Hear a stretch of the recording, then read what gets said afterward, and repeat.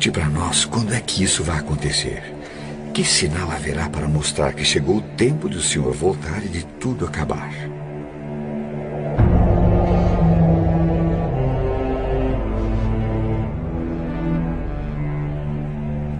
Tomem cuidado para que ninguém engane vocês.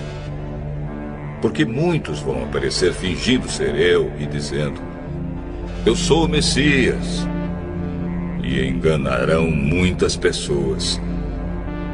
Por fora, pele de cordeiro, por dentro, lobos devoradores. Eles são os falsos profetas, que podem ser pastores, mas também padres, rabinos, pais de santo, monges beneditinos, com discursos arrebatadores e promessas de maravilhas, vendem indulgências, perdão, prosperidade, cura, mas por baixo do verniz de santidade, muito além do marketing das aparências, está a verdadeira essência, que cedo ou tarde se revela.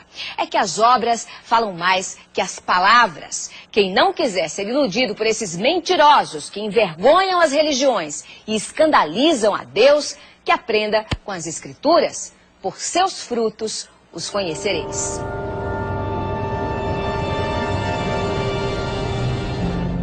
Não tenham medo quando ouvirem um barulho de batalhas ou notícias de guerras.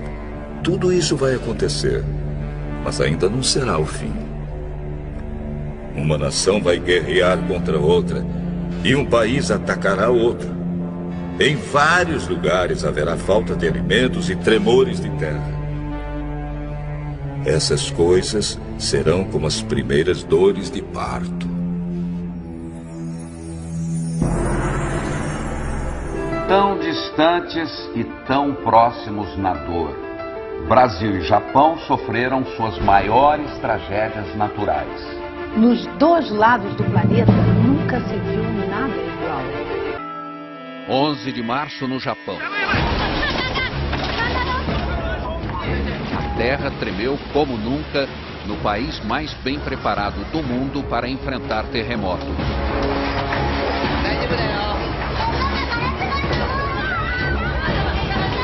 Mas a tecnologia não serviu para nada diante do tsunami que chegou logo depois.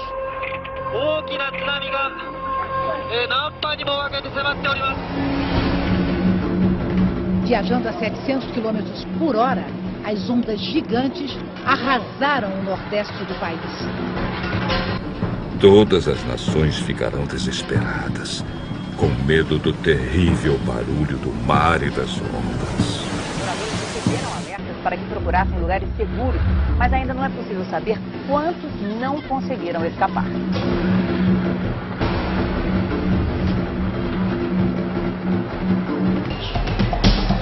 O governo da capital decidiu distribuir água mineral para as famílias que têm bebês. Ai das mulheres grávidas e das mães com criancinhas naqueles dias. Orem a Deus para que vocês não tenham de fugir no inverno ou no sábado, porque naqueles dias haverá um sofrimento tão grande como nunca houve desde que Deus criou o mundo. E nunca mais acontecerá uma coisa igual. Um super tufão atinge neste momento as Filipinas na Ásia, o mais forte esse ano no Pacífico, provavelmente um dos maiores da história. William, boa noite para vocês. Como você disse, William, não é à toa que o Haiyan está sendo chamado de um super tufão. Ele poderá sim ser reconhecido como o maior da história do planeta. Nas imagens dos serviços de meteorologia é possível ver o tamanho dele. É tão grande que as nuvens estão cobrindo 2/3 das Filipinas. O Haiyan tocou a costa... O super tufão Haiyan, que arrasou a região central das Filipinas, pode ter provocado a morte de mais de 10 mil pessoas. As autoridades fizeram essa estimativa ao avaliar a extensão dos danos. 6 ilhas foram atingidas pelo tufão. A cidade mais castigada foi Tagloban, na ilha de Leyte, onde viviam mais de 200 mil pessoas. Os ventos de até 300 km por hora provocaram ondas de até 6 metros de altura, inundações, deslizamentos de terra e desabamentos. Estradas estão bloqueadas e já faltam alimentos em alguns locais. Em vários lugares haverá grandes tremores de terra, falta de alimentos e epidemias. acontecerão coisas terríveis e grandes sinais serão vistos no céu. O impacto de um objeto celeste com a atmosfera do nosso planeta feriu quase 1000 pessoas no sul da Rússia e produziu imagens assustadoras nesta sexta-feira. Era um meteoro que se fragmentou em meteoritos e que danificou prédios e interrompeu ligações telefônicas. E também hoje um asteroide passou uma distância relativamente pequena da Terra, mas astrônomos de várias partes do mundo disseram que esses dois fenômenos não têm ligação um com o outro. As estrelas caíram do céu sobre a terra, como os figos verdes caem da figueira sacudida por um vento forte. O motorista filmou de dentro do carro a bola de fogo cruzando o céu. O brilho é tão intenso que provoca um clarão na cidade de Chelyabinsk. Segundo as autoridades da Rússia, a rocha que veio do espaço tinha 12 metros de largura e pesava cerca de 10 toneladas, quando entrou na atmosfera da Terra, a uma velocidade supersônica de 54 mil quilômetros por hora. O governo russo explicou que, ao explodir no céu, o fenômeno liberou uma energia equivalente à de uma bomba atômica. Vários estrondos foram ouvidos na região. No momento do impacto, os telefones celulares pararam de funcionar. A passagem do meteoro coincide com a passagem de um asteroide hoje perto da Terra. Esse asteroide, que é bem maior, pôde ser detectado com antecedência pelos astrônomos. O DA-14 2012, como foi batizado pela Agência Espacial Americana, pesa 130 mil toneladas e tem 45 metros de diâmetro, o equivalente a quase metade de um campo de futebol. O asteroide passou a menos de 30 mil quilômetros da Terra, distância considerada pequena. Os grandes satélites, usados em telecomunicações e sistemas de posicionamento global, ficam 8 mil quilômetros além disso. Denton Abel é o especialista em meteoritos no Museu de História Natural de Nova York. Segundo ele, os dois objetos astronômicos estavam em trajetórias opostas e, por isso, não é possível que haja relação. E afirma, foi apenas uma coincidência. It's a coincidence. Hipócritas. Vocês sabem explicar os sinais da Terra e do céu. Então, por que não sabem explicar o que querem dizer os sinais desta época? Dois estudos publicados hoje pela revista científica Nature revelaram que o risco de asteroides do tamanho de uma casa atingirem o nosso planeta é 10 vezes maior do que os cientistas supunham. Atualmente, asteroides como esse, considerados pequenos, não são monitorados pela NASA, a Agência Espacial Americana. A NASA se concentra nos grandes corpos celestes, que poderiam trazer consequências sérias para todo o planeta. Como aquele que, segundo os cientistas, causou a extinção dos dinossauros há 65 milhões de anos. Poderia acontecer de novo. Por enquanto, ocorreu só no cinema. A colisão de um asteroide já foi tema de filme que mostrou Nova York sendo engolida por uma onda gigante provocada pela queda dele no oceano. Sorte a nossa que a imagem é ficção e a comunidade científica está empenhada para que nada disso vire realidade. No mês que vem, as Nações Unidas deverão estabelecer uma rede internacional de alerta para que informações sobre asteroides em rota de colisão sejam divididas com todo mundo. A ONU também deverá reunir as principais agências espaciais para estudar tecnologias que possam destruir corpos celestes que ameacem a Terra. Uma possibilidade, por enquanto, tão remota que não merece tirar a tranquilidade de quem habita o nosso planeta. Quando as pessoas começarem a dizer tudo está calmo e seguro, então é que, de repente, a destruição cairá sobre elas.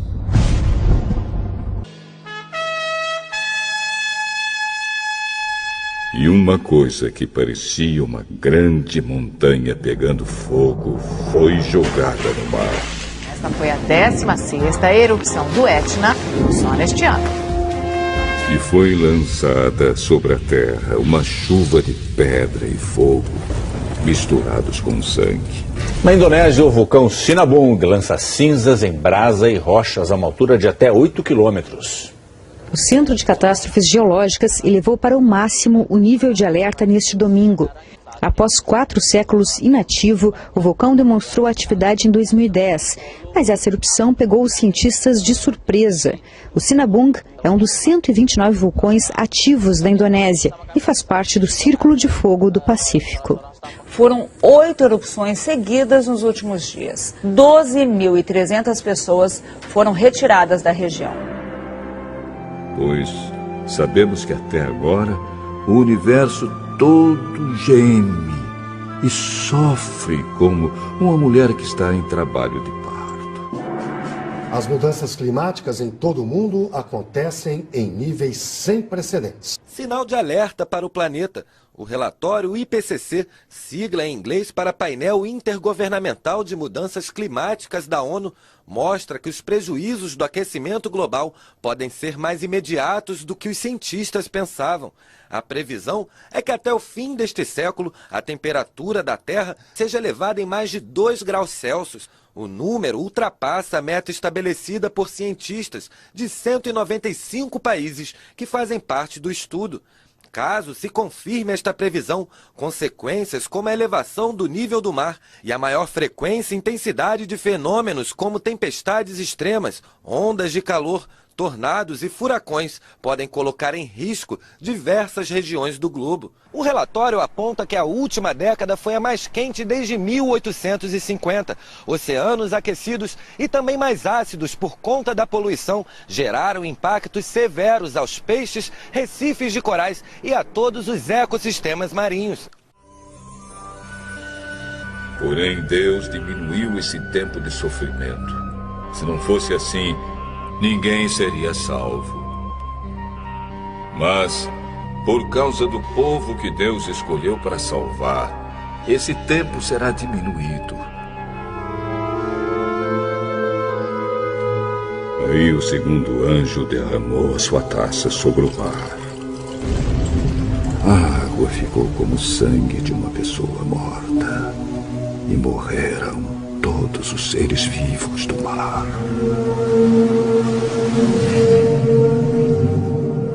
O governo do Japão informou que a usina de Fukushima está lançando aproximadamente 300 toneladas de água radioativa no mar por dia. A empresa que administra a usina garantiu, no entanto, que a maior parte da água contaminada se limita às regiões próximas da central, cujo porto se encontra isolado do mar aberto.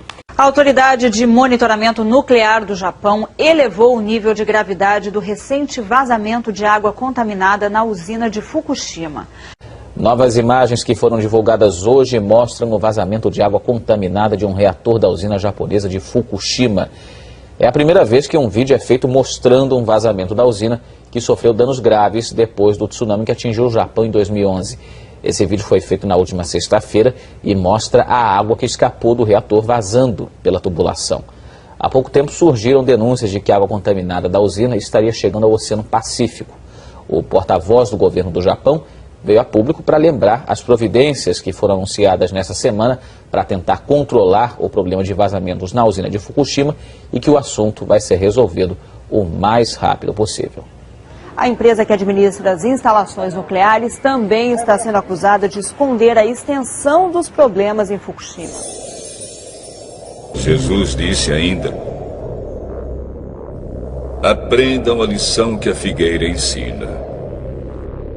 Quando seus ramos ficam verdes e as folhas começam a brotar, vocês sabem que está chegando o verão. Assim também, quando virem acontecer essas coisas, fiquem sabendo que o tempo está perto, pronto para começar. Eu afirmo a vocês que isto é verdade. Essas coisas vão acontecer antes de morrerem todos os que agora estão vivos. O céu e a terra desaparecerão, mas as minhas palavras ficarão para sempre.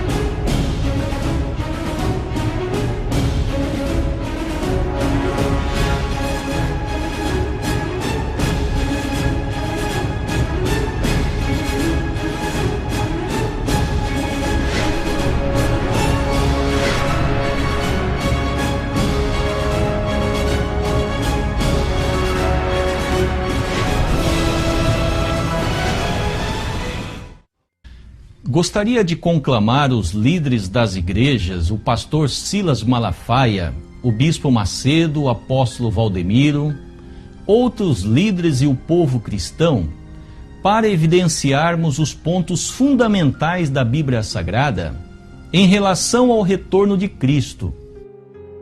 Em 1 Coríntios capítulo 13, versículos 9 e 10, o apóstolo Paulo disse estas relevantes palavras: porque em parte conhecemos e em parte profetizamos, mas quando vier o que é perfeito, então o que é em parte será aniquilado.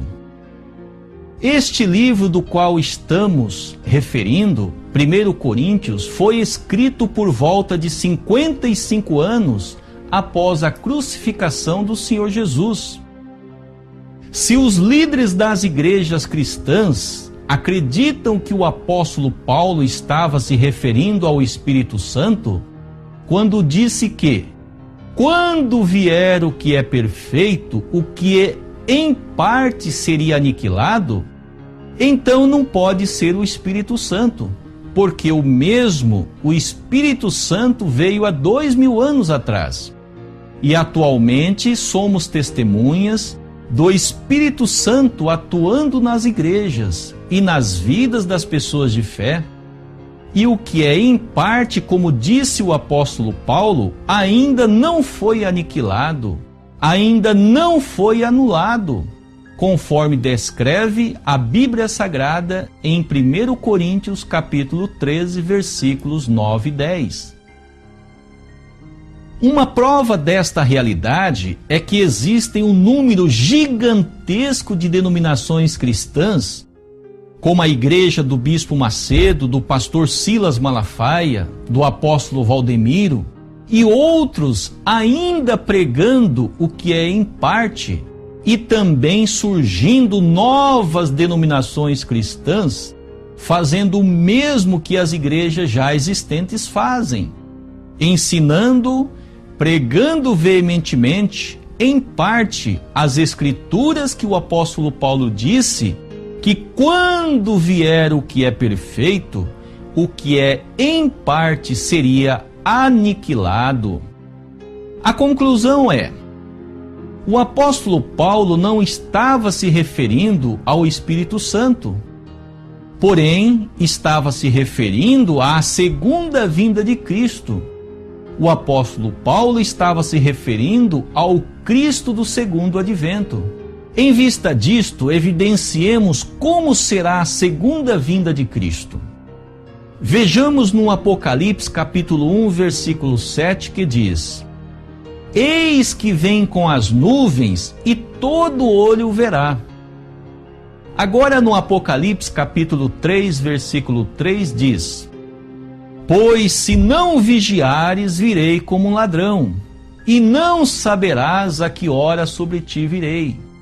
Nestes dois capítulos, percebemos claramente que no livro do Apocalipse existem duas situações antagônicas, duas situações opostas.